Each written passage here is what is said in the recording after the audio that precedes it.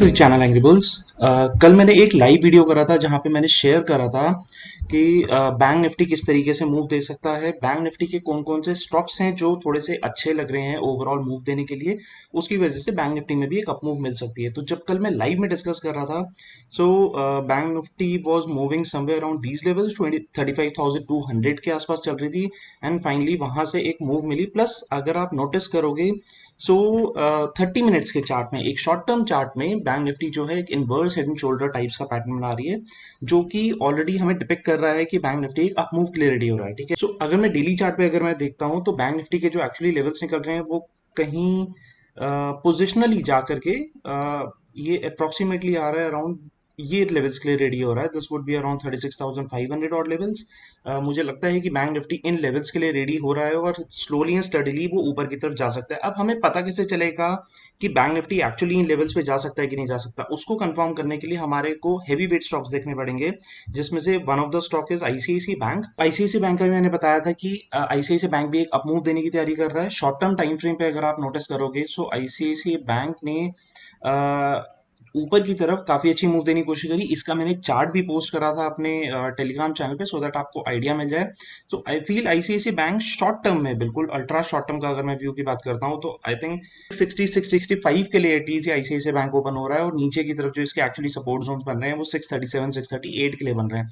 But अगर मैं थोड़े से लंबे टाइम के, बिकॉज अगर हमें कंपेयर करना है निफ्टी बैंक निफ्टी को और आईसीआईसी बैंक को, तो हमें कैसे पता चलेगा कि बैंक निफ्टी एक अच्छे मूव के लिए तैयारी कर रहा है? इसमें आईसीआईसी बैंक जो बेसिकली एक पैटर्न बना रहा है, वो दो तरीके के कुछ पैटर्न्स बन रहे हैं इसमें। सबसे पहला अगर आप नोटिस करोगे तो एक कुछ हद तक ये पोल एंड फ्लैग टाइप का पैटर्न बना रहा है। एक पोल बन रहा है और एक फ्लैग बन रहा है, जिसके बेसिस पे बैंक निफ्टी ऊपर की तरफ मूव कर सकता है। और आईसीआईसी बैंक जब ऊपर जाएगा तो कुछ हैवी वेट स्टॉक्स जब ऊपर जाते हैं तो बैंक निफ्टी को भी ऊपर लेकर के जा सकते हैं। सेकेंडली अगर आप देखोगे तो एक राउंडिंग बॉटम बनाने के बाद और दूसरा एक हैंडल बना रहा है, जिसको हम कप एंड हैंडल पैटर्न बोलते हैं। सो कंपैरेटिवली एक स्ट्रॉन्ग पैटर्न, दो तरीके के डबल कंफर्मेशन वाले पैटर्न्स मिल रहे हैं, जिससे हमें ज्यादा बेटर क्लैरिटी मिल जाती है कि बैंक निफ्टी एक अप मूव दिखा सकता है। कंफर्मेशन, एक्चुअल कंफर्मेशन अभी फिलहाल पोलन फ्लैग के हिसाब से जो कंफर्मेशन मिल रहा है वो इस लेवल पर हमें ऑलरेडी मिल चुका है। और फिलहाल शॉर्ट टर्म के लिए 664 के लिए वो ओपन हो रहा है।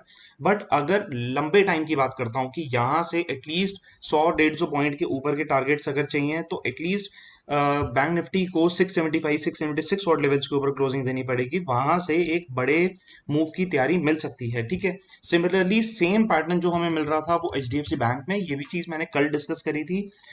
यहाँ से आपको आइडिया लग सकता है। और इवन एचडीएफसी बैंक के बारे में मैंने पहले ही बताया था कि एक पर्टिकुलर रेंज में बैंक निफ्टी एचडीएफसी घूमते हुए शॉर्ट टर्म टाइम फ्रेम में, okay, so H D F C bank basically एक शॉर्ट टर्म टाइम फ्रेम में एक पर्टिकुलर रेंज के अंदर घूमने पे इसने ब्रेकआउट दिया और अब ये ऊपर की तरफ वापसी अपनी अप मूव कर रहा है। ठीक है, ये चीजें मैं ऑलरेडी डिस्कस कर चुका हूँ ऑलरेडी। यहाँ पर आने के बाद ये वापसी रीटेस्ट कर रहा है, रीटेस्ट करने के बाद ये वापसी ऊपर की तरफ जा रहा है। ठीक है, अब मैं इसको अगर मैं डेली टाइम फ्रेम पर आकर के देखता हूँ H D F C bank को, so kind of not exactly same pattern, but yes एक पोल एंड फ्लैग टाइप का पैटर्न भी बना रहा है H D F C bank, first thing.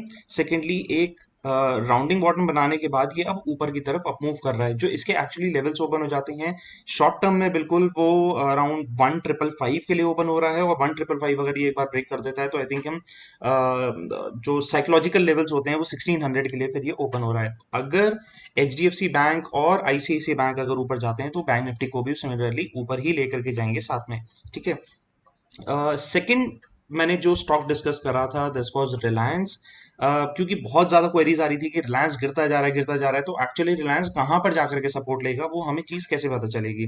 तो डेली चार्ट पे अगर आप देखोगे तो पहले हो सकता है कि इसने लोगों को कंफ्यूज करने के लिए पोल एंड फ्लैग टाइप्स का पैटर्न बनाया, बट अगर आप देखोगे तो इसने ब्रेकआउट नहीं दिया।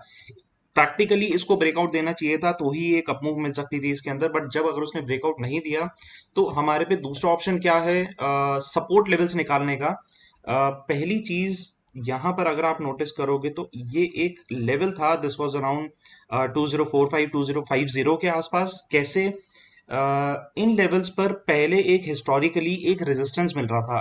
कितनी बार? ऑलमोस्ट एक दो तीन, ठीक है, चार 4 बार वहां पे हिस्टोरिकली रेजिस्टेंस मिला, बट हाउएवर इसने जो रेजिस्टेंस को ब्रेक करा वो बहुत बड़ी स्ट्रॉन्ग कैंडल के साथ में इसने ब्रेक करा और फिर स्टॉक ने अपसाइड अपनी मोमेंटम दिखा दिया। ठीक है, तो फिलहाल के लिए मुझे लगता है कि 2055 2040 would be a very strong support for Reliance.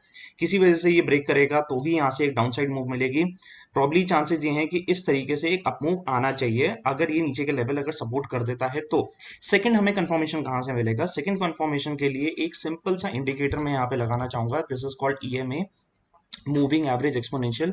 ठीक है, कुछ स्टैंडर्ड्स होते हैं ईएमए के, तो इसमें मैं इसके लेवल को चेंज करने करके मैं यहाँ पे लेकर के आऊंगा 100 पे। ठीक है, तो अगर आप नोटिस करोगे तो एग्जैक्टली 100 जो बन रहा है हमारा 2055 2060 के आसपास अप्रोक्सीमेटली इन लेवल्स पे हमारा एक लेवल बन रहा है। मुझे लगता है कि इस लेवल पर आने पे रिलायंस को सपोर्ट लेना चाहिए, बट येस अगर किसी वजह से ब्रेक कर जाता है तो फिर बहुत नीचे डाउनसाइड लेवल्स ओपन हो रहे हैं। सो लेट्स होप कि ये लेवल यहाँ से ब्रेक ना करे। यही लेवल्स जो हैं करेक्ट बाय लेवल्स भी रहेंगे। इन लेवल्स पर आने के बाद आपको बाइंग अपॉर्चुनिटी देखनी चाहिए। इसके अलावा मैंने बताया था कि लेट से आपको लगता है कि नहीं यार इस लेवल तक नहीं आएगा, बट यस अगर वो इस लेवल पर इसके नीचे अगर ब्रेक कर जाता है तो मैं वहां से सिंपली एग्जिट कर सकता हूँ। तो बेस्ट ऑप्शन क्या है कि आप लेट से अगर आप एक डेरिवेटिव ट्रेडर हो, आपको लगता है कि मुझे करंट लेवल पर ही बाय कर लेना चाहिए, तो अपनी पोजीशन को थोड़ा सा हेज करने के लिए you can actually sell a call और बाय अ पुट। तो आपकी पोजीशन भी हेज रहेगी। लॉस अगर नीचे की तरफ आ जाता है तो लॉस वो लिमिटेड हो जाएगा, और अगर स्टॉक यहाँ से अगर बाउंस कर जाता है तो आपको एटलीस्ट एक लिमिटेड प्रॉफिट मिलेगा, बट वो प्रॉफिट मिलेगा जरूर। ठीक है, तो ये कुछ बेनिफिट्स हो जाते हैं अगर आप थोड़ा सा कॉम्बिनेशन करके आप ट्रेड करना चाहते हो। इन केस अगर आपको इसके बारे में ज्यादा नहीं पता तो you can comment down below, मैं कोशिश करूंगा कि उसके ऊपर एक डिटेल वीडियो बना दूं जिसमें मैं थोड़ा सा हेजिंग के बारे में शेयर कर दूंगा, और आपको आइडिया लग जाएगा कि आप अपने लॉसेस को मिनिमाइज कैसे कर सकते हो, प्रॉफिट्स को मैक्सिमाइज कैसे कर सकते हो। ठीक है, नेक्स्ट स्टॉक मेरे रडार पे कौन सा है? H D F C life मैं ऑलरेडी शेयर कर चुका हूँ, मैंने पुरानी वीडियोस में भी शेयर करा है। H D F C life basically in particular levels पे, okay, so H D F C life around 659 660 और लेवल्स के आसपास बार बार यहाँ पर सपोर्ट ले रहा था। बट येस हम सपोर्ट लेवल्स पर थोड़ा सा रिस्की हो जाता है कभी कभी लेना कि अगर स्टॉक ब्रेक कर जाए तो फिर क्या होगा। अभी फिलहाल के लिए H D F C life ने अराउंड 690 695 के आसपास इसने ब्रेकआउट दिया है। एक्चुअली जो ओवरऑल मूव के लिए ओपन हो रहा है वो मुझे लगता है कि नए हाई के लिए ओपन हो रहा है।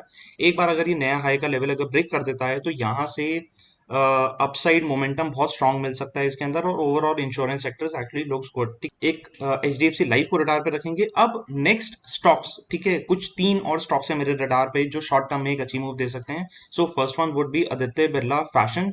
ठीक है, 15 मिनट्स के चार्ट पे, या अगर मैं बहुत छोटे टाइम फ्रेम के चार्ट पर अगर मैं आता हूँ तो इसने एक छोटे टाइम फ्रेम पर एक अराउंड एक फ्लैट टाइप का पैटर्न बनाया, वहां से एक रेंज ब्रेक करने के बाद इसने अपसाइड मोमेंटम दिखाया। बट यस हमसे वो चीज अगर मिस हो गई है तो जरूरी नहीं है कि हम बिल्कुल एक ब्रेकआउट के लेवल पर ही हर वक्त बाय कर सकते हैं।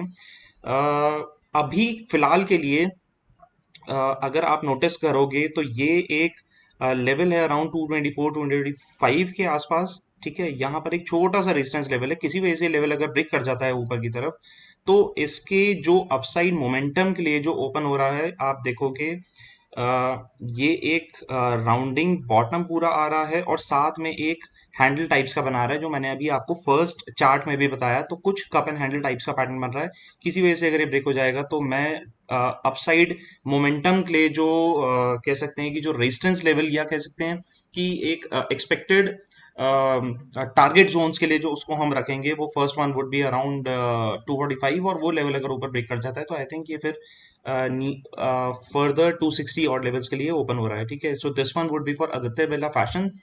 Second stock would be ACC. ठीक है, एसीसी के बारे में पहले भी डिस्कस कर चुका हूँ, ऑल टाइम बुल रन वाला स्टॉक है।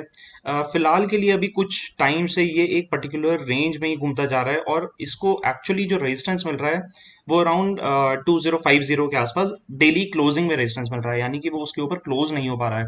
किसी वजह से अगर वो उसके ऊपर क्लोज हो जाता है तो आई फील ये ऊपर की तरफ जो इसके एक्चुअली लेवल्स ओपन हो रहे हैं दिस वुड बी फॉर 2080 2100 के आसपास के लिए ओपन हो रहा है। ठीक है, ऐसा क्यों? अगर आप देखोगे कि लॉजिकल लेवल्स में होता क्या है, अगर एक स्टॉक बार बार अपने रेजिस्टेंस लेवल पर आ रहा है, यानी एक पर्टिकुलर सप्लाई जोन उसको मिल रही है, यानी वहां पर कोई ना कोई ऐसा सेलर बैठा है जो अपने माल को बेचता जा रहा है, और उसको जो बायर है वो फिर भी कोशिश कर रहा है एग्रेसिवली उसको खरीदने की। तो फिलहाल के लिए अगर आप इसमें एसीसी में देखोगे तो ये रेंज के अंदर घूम रहा है, इस रेंज के अंदर अराउंड 7 जून के आसपास एक रेंज के अंदर घूम रहा है, और वो 2050 2055 का लेवल वो ब्रेक कर ही नहीं रहा है। यानी यहाँ पर कोई सेलर है जो बार बार माल को बेच देता है, बट कभी तो क्वांटिटी खत्म होगी, कभी तो वो सेलर वहां से निकलेगा। तो अगर सप्लाई जोन के पास बार बार स्टॉक जा रहा है, दैट मीन्स वो एक्सपेक्टेड सिनेरियो ऐसा बना रहा है कि यहाँ से एक ब्रेकआउट जोन मिल सकता है। So second stock ACC, let's see किस तरीके से मूव करता है। लास्ट स्टॉक जो मेरे रडार पर रहेगा, this would be Indus tower. ठीक है, इंडस टॉवर बेसिकली ओवरऑल कोई ब्रेकआउट जोन पे नहीं है, बट ये प्रैक्टिकली अगर मैं इसको देखता हूँ तो ये एक सपोर्ट जोन के पास ही घूम रहा है। ठीक है, इसको हम एक सेफर साइड के लिए लेट्स से इसमें एक मूविंग एवरेज लगा लेते हैं। मूविंग एवरेज लगाने के बाद हमें थोड़ा सा इसमें आइडिया मिल जाएगा कि ये एक्चुअली 100 EMA पे सपोर्ट ले भी रहा है कि नहीं ले रहा है। अभी देखो फिलहाल के लिए ना 100 EMA के नीचे ही चल रहा है। ठीक है, थोड़ा सा रिस्की हो जाता है 100 EMA के नीचे, बिकॉज जो बुलिश मोमेंटम है वो स्टॉक के लिए थोड़ा सा डाउन साइड के लिए आ जाता है, बिकॉज अगर वो 100 EMA तोड़ता है तो नेक्स्ट लेवल्स थोड़े से डाउन साइड के लिए ओपन हो जाएंगे। फिलहाल ये एक्चुअली सपोर्ट पर है, लेट्स सी अगर ये सपोर्ट लेवल ब्रेक कर देता है तो हम यहाँ से निकल जाएंगे। एक्चुअल मोमेंट, जो मोमेंटम बाय मिलेगा वो इसका अराउंड 247 के ऊपर अगर ये सस्टेन करता है। ठीक है, हमें लेवल्स को फॉलो करना है, जरूरी नहीं है कि वो सपोर्ट पर खड़ा है तो वहीं पर ही एंट्री लेनी है, बट ये अगर 247 के ऊपर अगर ये सस्टेन करता है तो आई थिंक ये 258 259 और लेवल्स के लिए ओपन हो रहा है। सो फिलहाल आज के लिए यही स्टॉक्स जो आप intraday, short term, medium term, आप इस तरीके से उसको यूटिलाइज कर सकते हो अलॉन्ग विद द लेवल्स। और in case you have some queries you can comment down below. I hope आपको ये वीडियो इन्फॉर्मेटिव लगी होगी, and don't forget to hit the subscribe like button for my motivation support. So thank you so much and good luck.